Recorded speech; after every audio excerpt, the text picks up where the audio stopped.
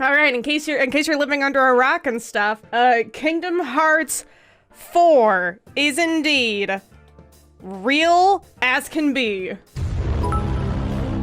We have a lot to go through, a lot to break down. I'm gonna try to hit all my points in kind of like a, you know, a coherent way. For the record, y'all, I was up very late last night. Anya and I were playing Kingdom Hearts 2 all the way through. We were staying up late to kind of hear the personal Twitter accounts that were physically at the event for the 20th anniversary for Kingdom Hearts. So we were up late, kind of anticipating what we were going to be hearing because there was a 3-hour live show exhibit for just the people in person.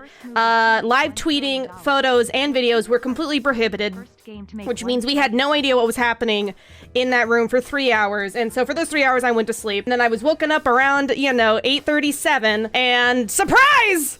Surprise! Kingdom Hearts 4 is announced, which is not like super surprising based off of some of the stuff that was leading up to this event and stuff. Basically, I'm running off of like 4 hours of sleep right now, so if I'm kind of like all over the place and I can't read things that well, please bear with me. There's a lot of stuff to break into, though, and to my surprise, my biggest surprise, is that it is called Kingdom Hearts 4. I was under the impression, or kind of the belief, that the next Kingdom Hearts title would be a subname, that they were going to drop numbers kind of from KH3 moving forward, mainly just to kind of emphasize that, like, the subnames are kind of just as crucial. And I always thought it sounded weird. It's always sound, because, like, your brain stops at 3, right? That was the game we were waiting an entire lifetime for, was KH3, but now we move forward into phase 2, which is now officially called the Lost Master arc. So yeah. Like the emo signal, calling all emos. I repeat, calling all emos. This is not a drill. We have a 4! A 4! Here we go. So let's do it. Shall we get into it, everybody? All right, here we go. The Lost Master arc, Kingdom Hearts phase 2 begins.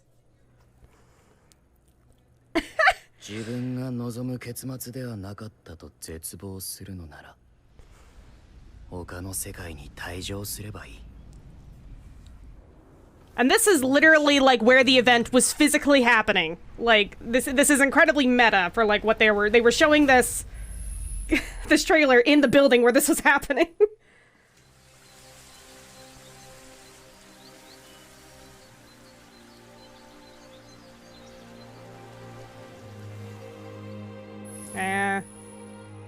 The choice is yours once more. Do you want to play this series? Do you want to keep playing these games, guys?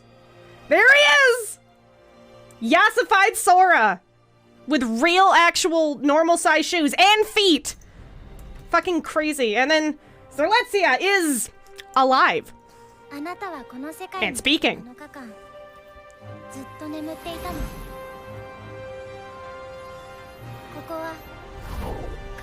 Quadratum! We know this name.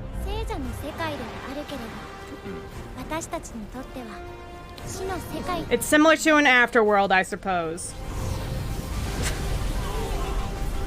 This is like the rawest, coolest fucking Heartless design ever.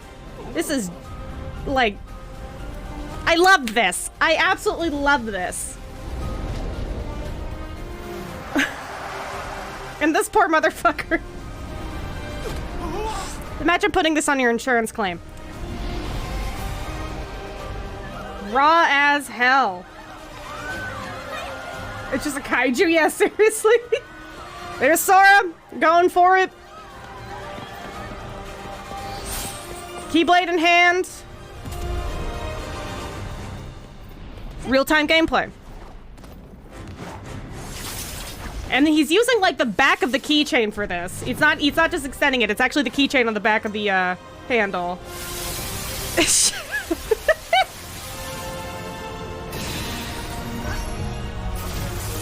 So fucking rad.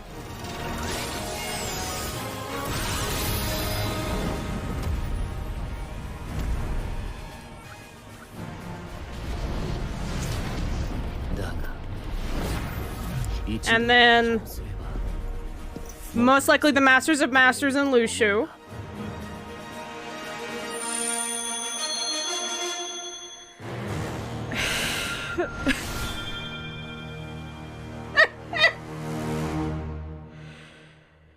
Fucking crazy. And then here we go. We got Donald and Goofy.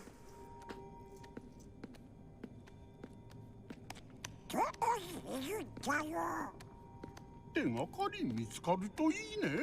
God, hearing their Japanese voice is always so surreal. The fucking 4, everybody.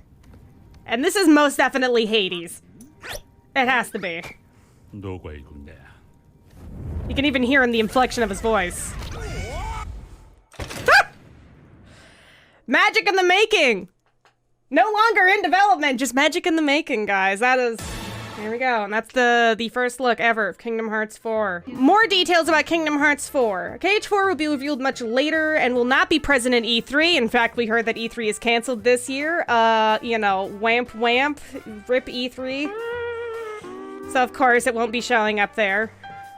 So, trailer is captured entirely in real time. KH4 uses the Unreal Engine 5, although the footage we did see was in the Unreal Engine 4. However, they will be upgrading to the Unreal Engine 5, which is a much easier switch. Logo font change means a new chapter, and I'm honestly all for it. I love the new logo. I think it's very sleek, very cool. Worlds are currently being developed, which implies Disney Worlds, something outside of Quadratum, and then the narrator is somebody we know. He made KH focus on connecting hearts. Even if Sora is gone, his heart remains connected. Moving forward, heads up for people who have not played Kingdom Hearts 3 or Remind, or really just anything of the series. Spoilers ahead, everybody. Big fat spoilers for Kingdom Hearts 3, Remind, and literally just the series, all right? Get ready.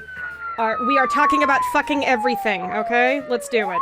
Based off of the ending of Kingdom Hearts 3 and Remind, we know that Sora was transported to a place called Quadratum. That is not new information. However, the way Sora looks is brand new. The fact that Starletia is alive in Quadratum, and the fact that we have more information on what Quadratum even is, which is referred to some kind of afterlife or afterworld, is for you and I is similar to an afterworld. And there's also reports being like, it's the world of the dead. Based off of Remind, Quadratum exists in the unreality. We know that this is going to involve, you know, the Master of Master in some capacity. We have a lot of stuff from the ending of KH3 and Remind to help kind of elaborate and understand why we're suddenly in like a modern scenario. All right, none of this should really be a surprise if you've been keeping track of it. I've seen some people being like, what the fuck? You know, they're just sucking all of the fun and fantasy out of Kingdom Hearts. The reality is they've been setting this up for the last like 2-3 years. Development footage is subject to change. So yes, this trailer was done in real time, aka all the cutscenes that you were seeing are technically like in-engine. They're not like pre-rendered cutscenes. However, real time doesn't particularly mean real gameplay. Now, the final product obviously is different than what we are seeing right now. And in KH3's case, a lot of stuff that they showed in that proof of concept first trailer did end up making it into the final game in some capacity. So it's not like this is misleading or this is an accurate gameplay. This is just a conceptual form of gameplay. So just to say that this isn't exactly what it is going to look like, but this is supposed to give you the impression of what it could look like. But the fact of the matter is that this is being done in real time. This is what the engine will look like. It is still in development. So with that being said, take all of the visuals, all the things that you were seeing with a grain of salt, especially Sora's design, the general flatness of the textures and stuff. So to give you an idea is that this is what Kingdom Hearts 3 looked like in the middle of development. Obviously, it looks different now, right? What you're seeing will definitely get flushed out, more textures, better lighting. So the fact that it looks even impressive right now, you know, and definitely still a little early, but still impressive. This is exciting, and this should give you an idea as to like what the final product will look like. We've been through this, y'all use some common sense. Again, this is a very common thing. People be like, it looks ugly. It looks blah, blah, blah, blah, blah. It is a game still in development, subject to change. 9 times out of 10, when developers are trying to create their game, they're trying to just structure it and get all the assets in one place, and then they focus on the fine-tuning and the visual bumps very close to the end of development. See, this is the Unreal Engine 4, but they'll move it to the Unreal Engine 5, according to Namor. That is true. So yeah, currently, as it stands right now, you know, it is being developed in Unreal Engine 4, and moving to Unreal Engine 5 is a considerably easier process than straight up just switching engines entirely. It's a very popular engine amongst gaming development, and is a very efficient form of efficient engine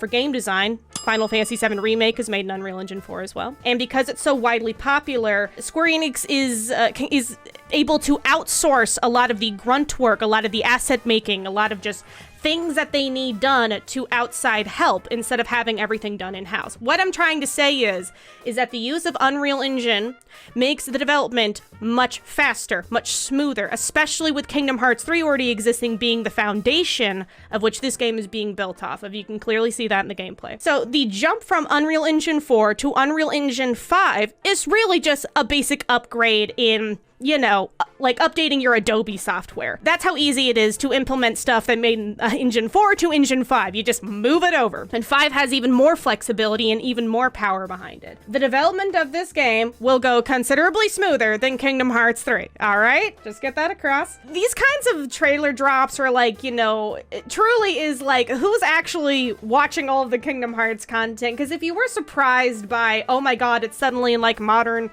Tokyo, and who the fuck is this bitch, then I don't know what to tell you, but a lot of this stuff should not be that surprising considering what Kingdom Hearts 3 has set up, but it's very satisfying to see it now, like, it's coming a lot sooner than what people were expecting. Sora's been IRL for 4 hours and they've already doxed him. So Audrey did some investigating. Again, this is based off of like actual Tokyo and stuff. They did the math and they found the apartment from where Sora is actually looking off of in real life. And apparently this is like one of the more expensive apartments in the area. Apparently this apartment costs close to like $1.3 million. Fancy. Sora. Ooh, Sora, you're gonna have to be paying that fucking rent. I just realized this will be one of the games where Sora won't have Goofy or Donald. It's true. But for how long? See, that's the thing, is that, you know, Sora could be in Quadratum for a while, but he could get reunited with, you know, Sora, Donald, and Goofy earlier. They could always still kind of show up. We don't know if Sora's gonna stay in Quadratum the whole game, if he's gonna get reunited, if Donald and Goofy are gonna come over to Quadratum. We do not know. I don't trust the ginger girl having Sora sleep in her apartment for 7 days with his feet out, toes on full display, raw shoot like that. It is incredibly... 7 days, you say, queen. She's like, yeah, I've been looking at them toes all night, Sora.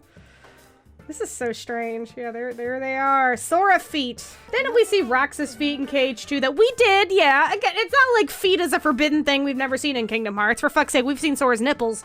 But, you know, we've never seen Sora's feet. He looks rad. I like this new look. I do. Like, yeah, again, for the modern Kingdom Hearts the unreality looking Sora, I like this outfit. I think it's cool. It's a good outfit. Simple and clean, as the kids say. That's the thing, is that Quadratum, I know it's like just Final Fantasy or modern Kingdom Hearts or whatever. It's just realism, yada yada. This is the afterworld. This is like, I don't know what Nomura is trying to say here about just reality in general and stuff, that like, goddamn, is this shit depressing? But like, Sora's afterlife is our reality. It's kind of darker. All right, let's see those shoes, Sora. So yeah, definitely the biggest design change here is that Sora has normal size shoes. That's how you know he's no longer in the world of fantasy, everybody. I hope people understand that with Sora's design and stuff, he always kind of takes the appearance of like, you know, the art style of that world. Like literally every Disney World he's been to, Monsters Inc., Pirates, Nightmare Before Christmas, Sora's outfits are known to change with the aesthetic of the world. And the thing about Quadratum is that this is one location in this game so far. Based off of the indication that there are worlds yet to be announced, it is implied that there is still going to be Kingdom Hearts stuff, or the traditional Disney aspect to Kingdom Hearts, a part of this game. There is a very strong chance that Quadratum is really just one location, and based off of the ending with Sora, or with Donald and Goofy meeting Hades, you can expect the Disney part of this game still exists. He's fucking going for it, and if you see here, he's using the back of his Keyblade, and it extends the keychain, and that grips.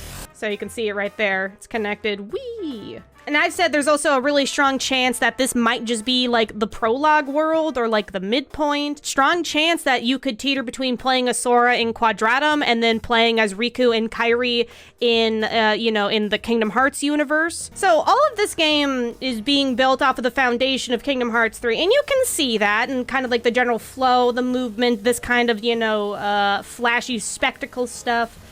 This is stuff that we know that they are capable of pulling off, especially now with the benefit of a stronger engine and what is most definitely going to be a current generation game like PlayStation 5 or Xbox Series X.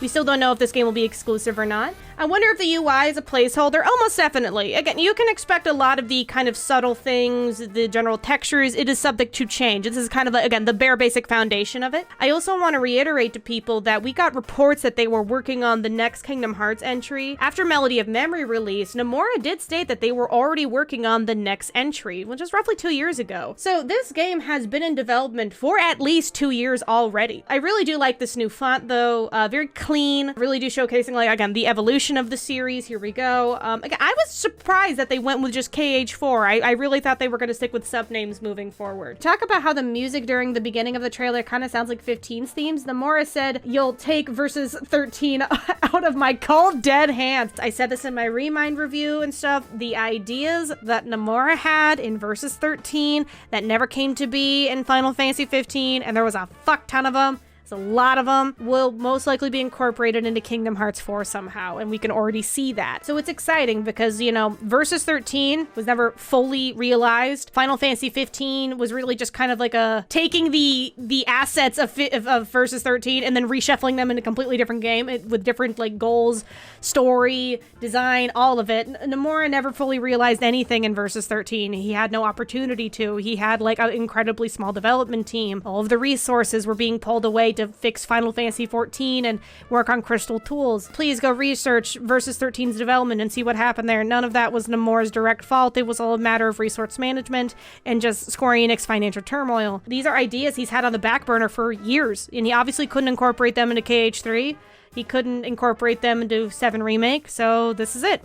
This is how he's worked his way up to hopefully execute some of these ideas he's had for a while. So again, what I'm trying to say is all of this is speculation. We do not know, all right? And knowing Nomura, especially how he kind of likes to tease information and just the general twists and turns of Kingdom Hearts, we can expect a few surprises in Kingdom Hearts 4. There's several people in the story currently kind of unaccounted for. We don't really know their background or the fate of that character. Like fucking Luxord gave Sora a fucking reverse Uno card at the end of KH3. We don't know how that's going to come into play later. We don't know where Yozora is in this trailer. He seems to be absent to some capacity. We do not know. Just keep that in mind, is that more information will gradually come out as we piece together this mystery. Something that caught everybody's attention was this scene here.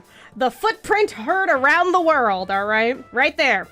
All right, right here, Kowalski Enhanced. A lot of people have speculated that this is the planet Endo from Star Wars. People have speculated it is one of the Walker's Foots from Star Wars. As you can see here, flat disc shape. You know, the ATST. I don't know Star Wars shit. I stopped caring a long time ago. Yeah, say, what if it's just a rock? We don't know. So that's the thing about this game, is that despite all of this looking really cool, kind of jumping off where Kingdom Hearts 3 Remind left off, there is still a lot of unknowns with this game. Plus, I kinda see Sora fight Darth Vader. I don't think it's impossible. Now, I was always kind of, not like against per se, I just never thought Kingdom Hearts could really incorporate Star Wars without it feeling too big, if that makes sense. Because, like, Star Wars is a whole fucking universe, and, like, imagine fitting another universe into, like, a bigger universe, I guess. I always thought it would be a little too difficult to implement, so, mind you, Star Wars is not confirmed here. We don't know anything about the Disney worlds. We don't know how any of this is going to be incorporated. We have no fucking clue. Darth Vader versus Sora would be fucking crazy.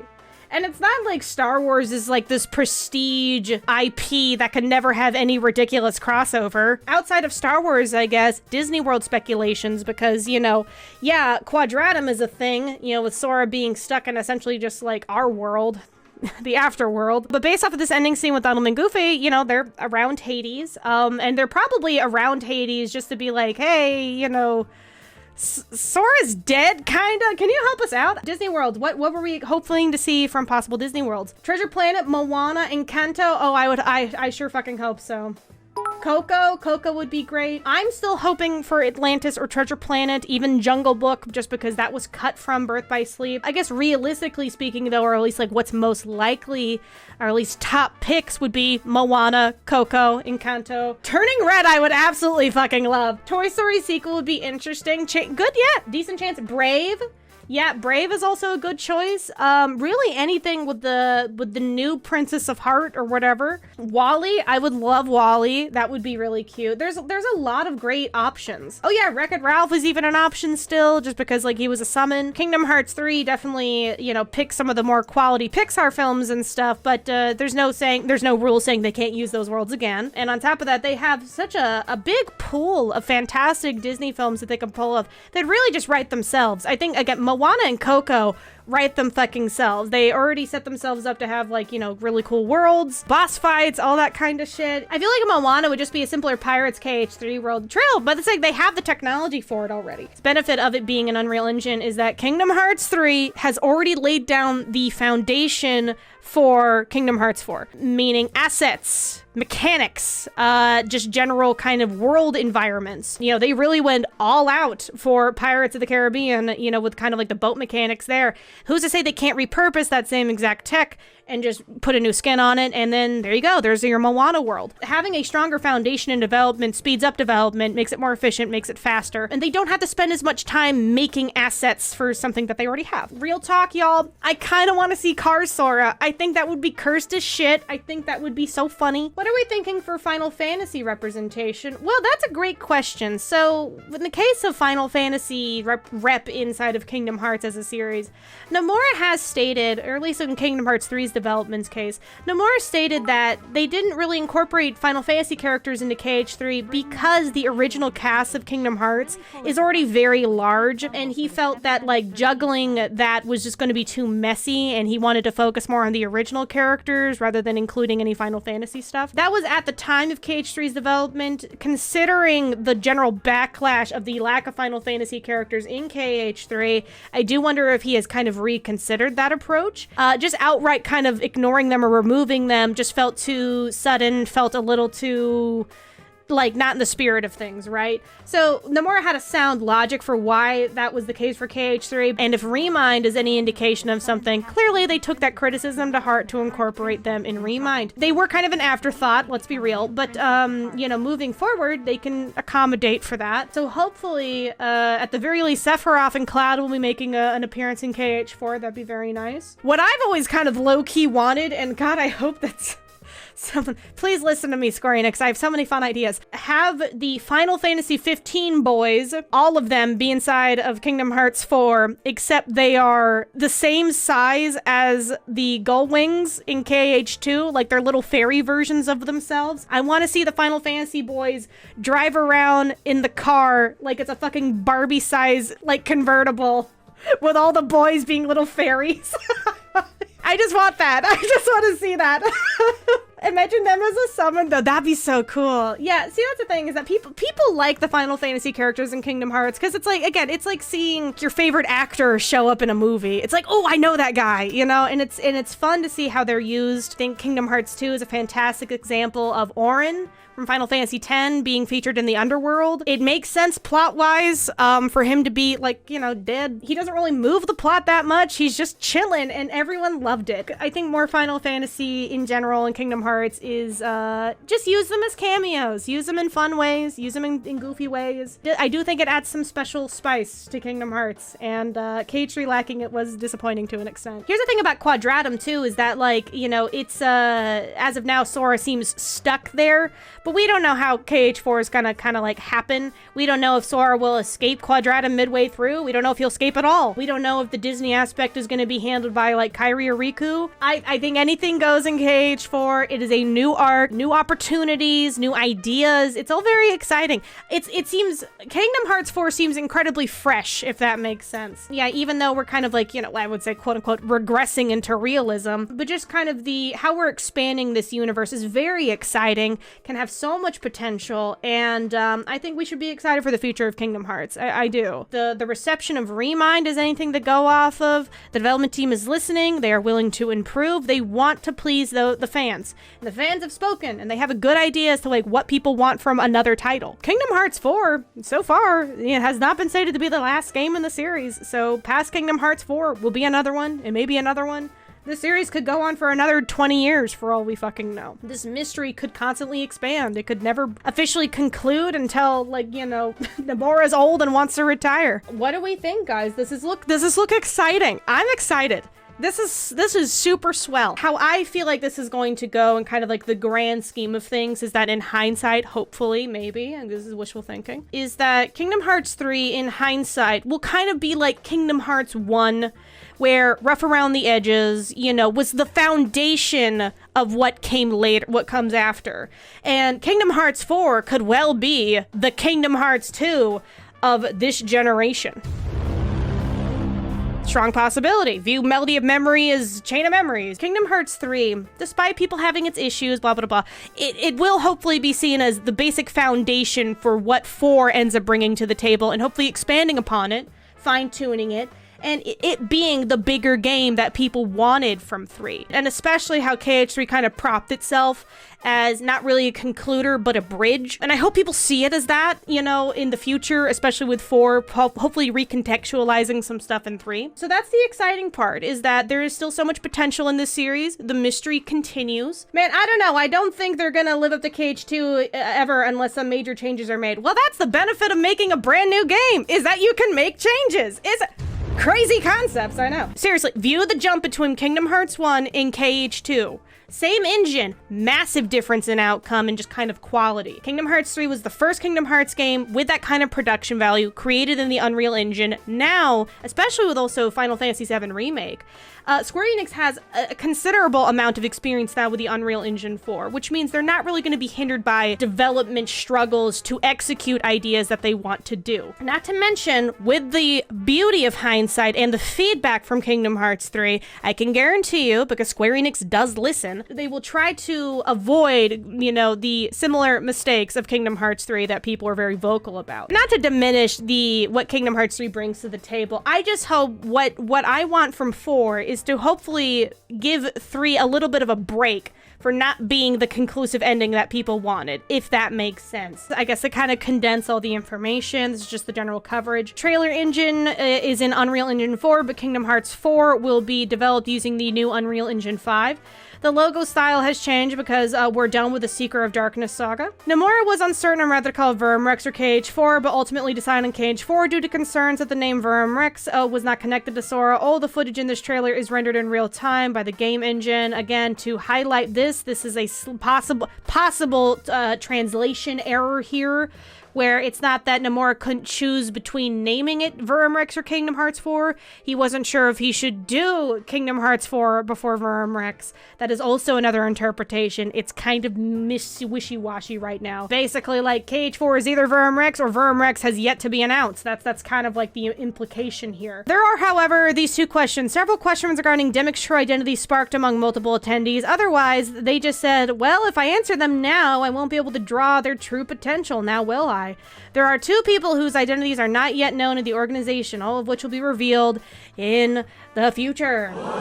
Luxord and Dimmick's. Dimmick's fam, baby, it's coming back. There's legit people on Twitter saying this game is bad already, and I'm like, bruh, it's been like 10 minutes. Can we yeah, I wanna bonk.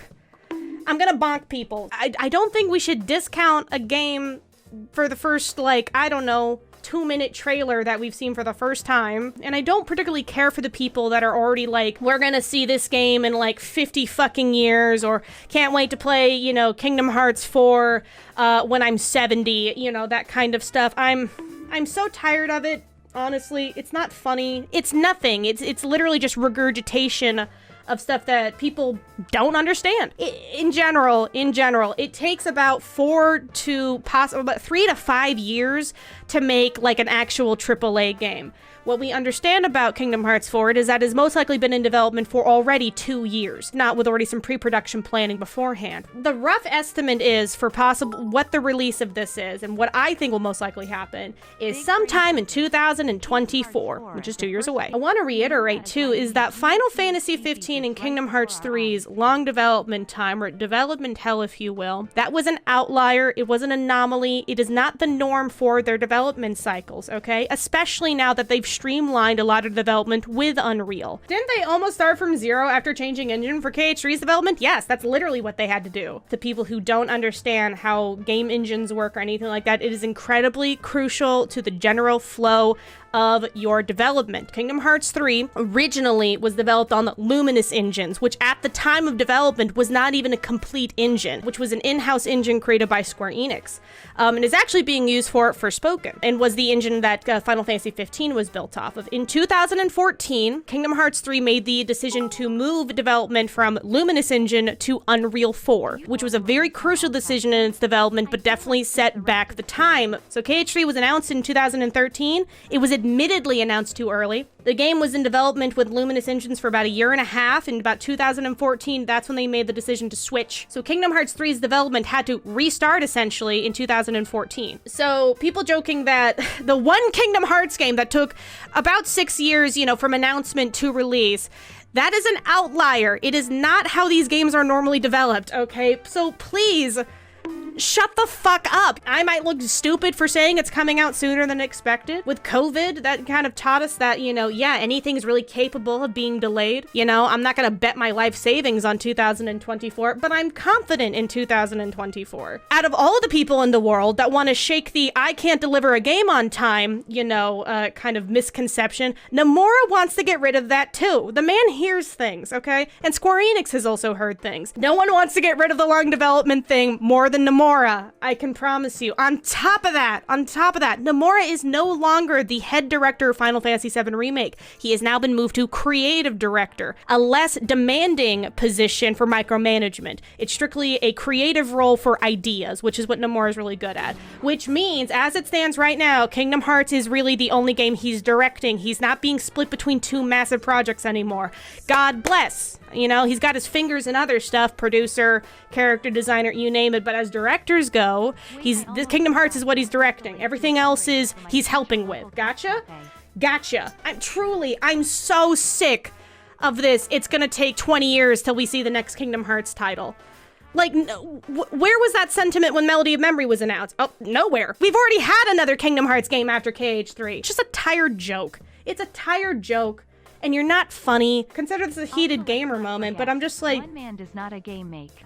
Just read anything in the last decade and you will see that period of time for Square Enix was an outlier. I think why it annoys me so much is because it's often used as a way to kind of dampen people's excitement for something. Is that you can say, oh, I'm excited for Kingdom Hearts 4, and they're like, well, have fun playing that in about 20 years. I don't have to engage with it. I don't have to look at it and stuff, but talking about this kind of stuff is my job to an extent. I do see it.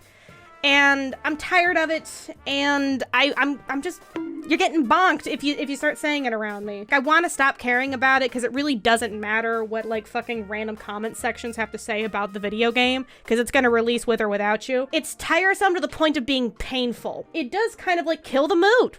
Truly. Completely agree with your sentiment. People just really like it when KH fans get mad at this stuff. Well, and you know what? Consider me annoyed. It's very inconsequential stuff. I really have no control over what people say on the internet. People can't look at dates. People can't read things. Most internet discourse is based off of complete hearsay, which by the time, people start regurgitating it, it's like a bad game of telephone, is that one person said something, and then it kind of morphs into completely inaccurate to what the original statement was. It's just an obnoxious thing to constantly see every time you want to talk about this stuff, because really, if I was to enjoy this stuff in a bubble, this problem does not exist. This is truly just come on guys, this is more just me screaming into the void. Nothing will change, no one will learn. This is just Twitter bad. Yeah, that's it. At the end of the day, Twitter bad.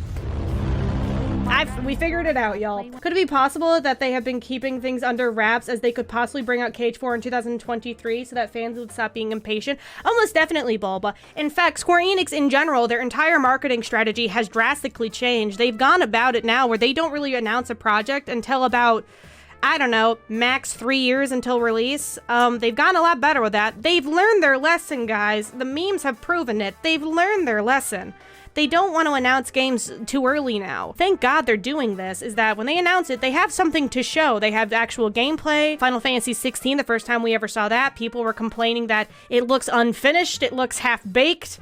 That's because it was still in development and they wanted to show you that they had like actual substantive like in-engine things working. They're going to show us some stuff and then they're going to go away for a little bit and then they're going to show us a lot of stuff and then hopefully a release window with it. That's kind of how they've been going about things. Same deal with Final Fantasy VII Remake too. We've gotten reports that it exists. We've gotten reports that they are ready to show it off. They're kind of just waiting for the right window. Game development's hard. I also want people to understand, especially nowadays and stuff, just like with the general delays of things.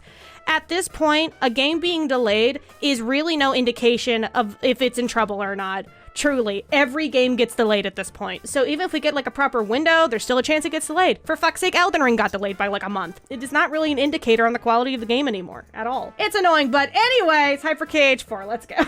True, hype for fucking KH4. I'm excited.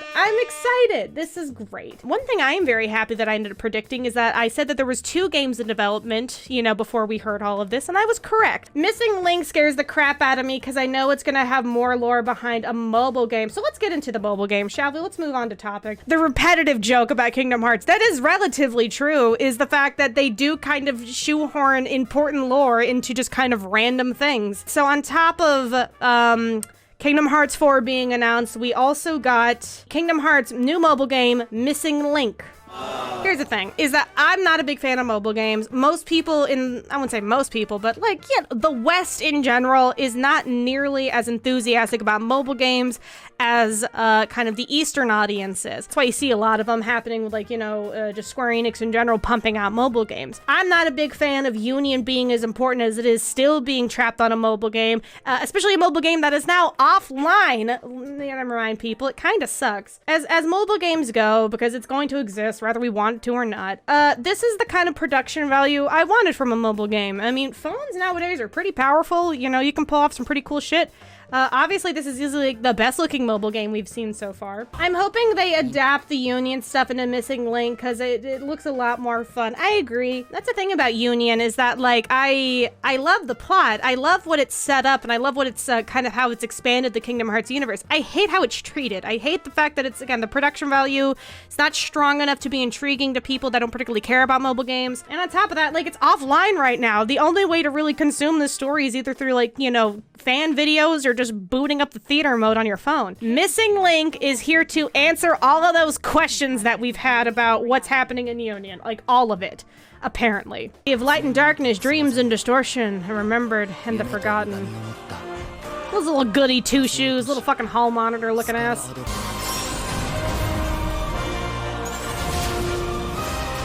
So, a lot of this game, as you can see, is using models from Kingdom Hearts 3 or 0.2. So this mobile game is being developed in Unreal in some capacity and stuff. So it's a lot of like kind of copy and paste, kind of plop over here, plop over there. So there's a closed beta coming. So, you know, we can bet that if the beta's in 2022, Missing Link will release sometime next year from the sound of it. Beta implies like pretty playable.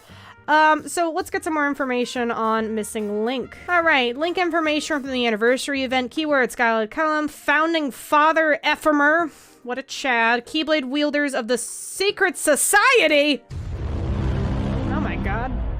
A max of 6 players can play together. Some, you know, a online multiplayer game to an extent. The story, chronologically speaking, is between Union Cross Final and before Dark Road start. Screen orientation can be switched between portrait and landscape. Promises to have action elements to be as faithful as possible to the main series, and we could see that clearly inside the trailer. All of the mysteries we have so far will be explained, all right? That's really the big thing to take away from here. All of the mysteries we've had so far will be explained. This is cool. This is nice. We've been wanting some conclusive stuff. All right, so Nomura says that there is a reason for why Aiza has the scar on his face. He mentions that there is more story to tell revolving around Lee, Aiza, and the girl they saved, or girl they tried to save.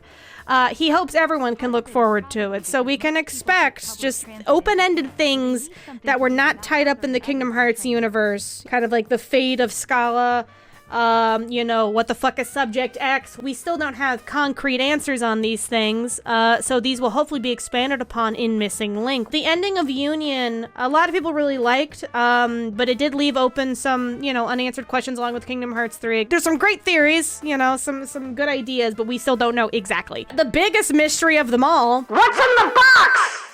What's in it? Okay, so more information on Missing Link is that 2 systems, a story mode where you progress through the quests and a mode where you go walk around, comparable to Pokemon Go, but with ways to play it even without having to walk around in real life. So this was an interesting thing. I never played Pokemon Go, if like really at all. I really didn't care. But yeah, again, there's a gotcha aspect to this game. It's hunkier. That's the thing. It's a hunkier mobile game, and I appreciate the production value. That alone is already going to make this a little more digestible for the people who don't want to play it. But you know, in Union Cross's ending was pretty cool. You know, we got some revelations that we found out that literally everybody is Xehanort. That's not a joke. That is 100% true. Is that the playable character in Union gets reincarnated to be Xehanort.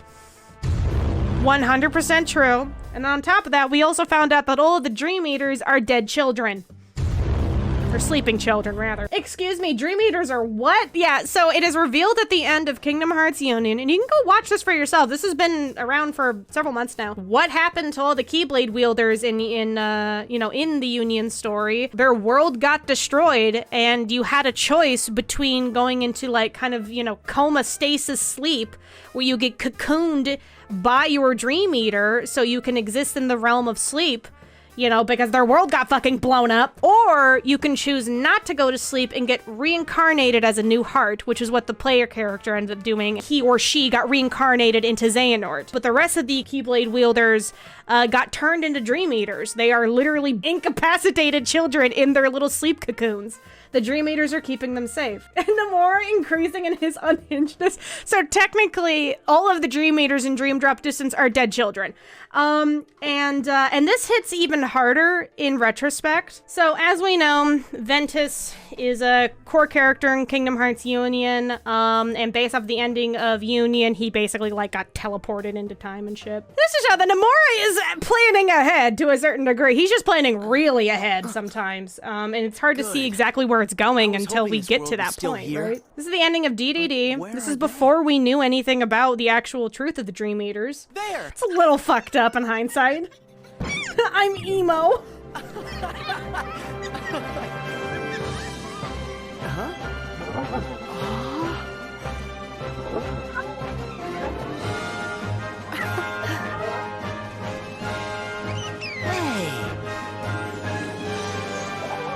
Because they're actual people. Thanks! You're the best! And here's the kicker, everybody. Here's the best fucking kicker. All right.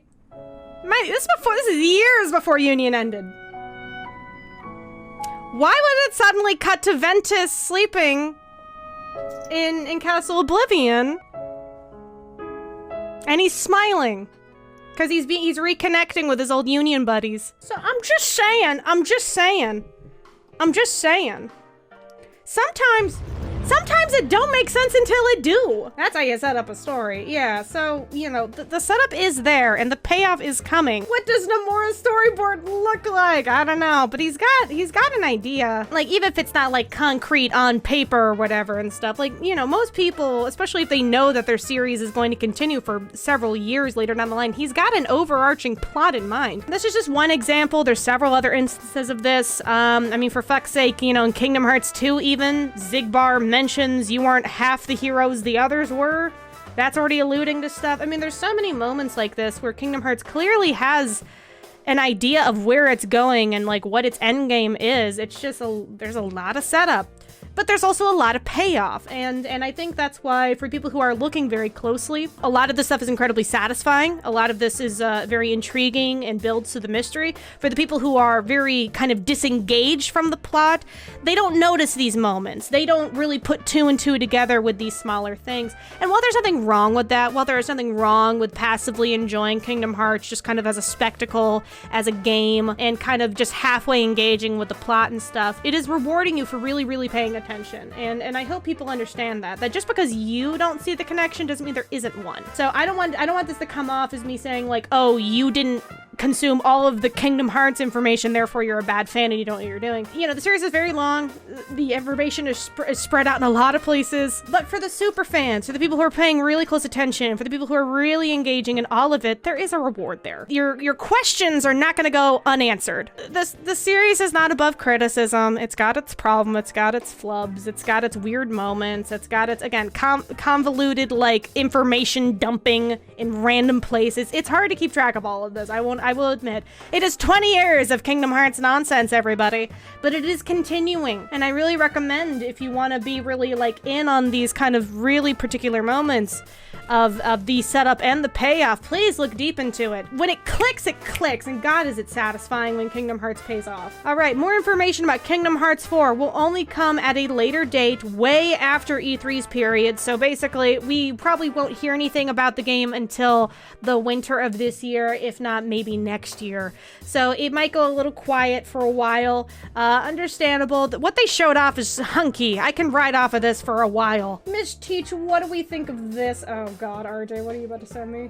What do we think of this? I forgot. This is like the other piece of information. She looks pretty good for a dead bitch, you know? That's